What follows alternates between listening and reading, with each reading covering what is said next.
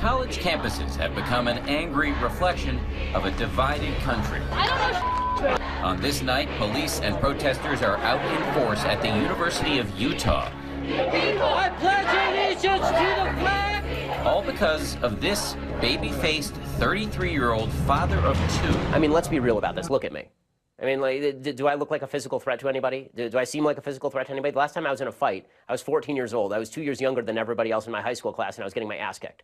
Ben Shapiro is editor-in-chief of the conservative Daily Wire and host of a popular political podcast downloaded millions of times a week. Is that good for America or just good for President Trump? He's now at the center of a nationwide debate about whether conservative voices are being stifled by protesters on American college campuses. They're still your president! Just today at the University of Florida, tensions flaring during an event featuring the white nationalist Richard Spencer. In February at the University of Berkeley, former Breitbart commentator Milo Yiannopoulos shut down after protesters threw rocks and Molotov cocktails.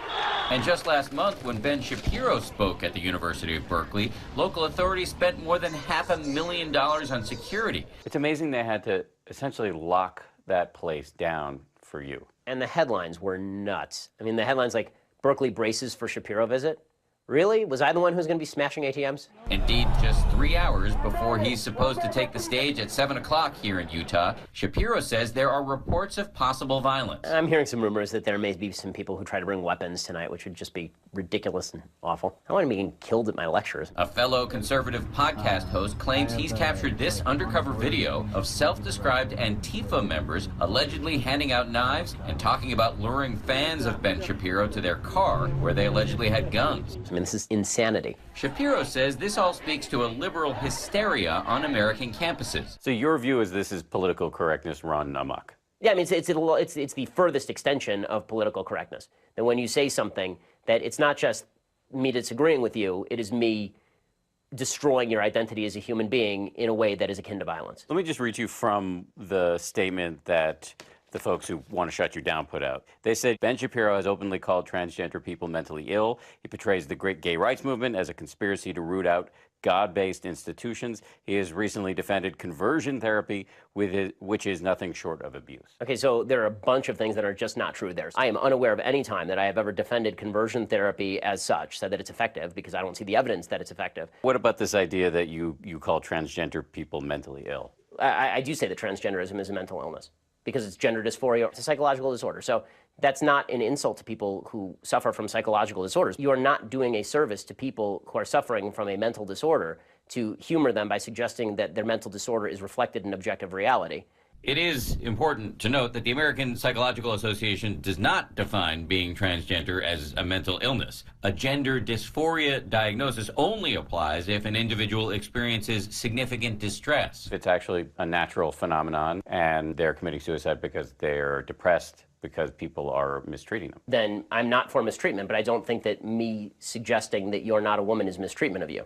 Whether or not you agree with Shapiro, whether or not you think he's engaged in hate speech, there is little doubt that his speech is protected by the First Amendment. They won't let a Jewish guy come to a college campus and say what he wants to say. That's where we're at in America. That's ridiculous. At just past 6 o'clock, and with the protests heating up, Professor David Vergobi, who teaches a class on freedom of expression here, tells us that many college students today do not understand that speech is protected unless it directly incites violence. This is a public institution. It's a government entity. They have to guarantee the free speech rights of everyone, including Shapiro. We find the leader of that group that has vowed to shut tonight's event down, who makes a startling admission. I don't think he should speak. But that doesn't really comport with the First Amendment. I don't care. You don't care? I don't care. Why not? I don't think that's a relevant document right now. The Constitution is not a relevant document? This thinking may help explain the increasingly violent protests against conservative speakers on campus.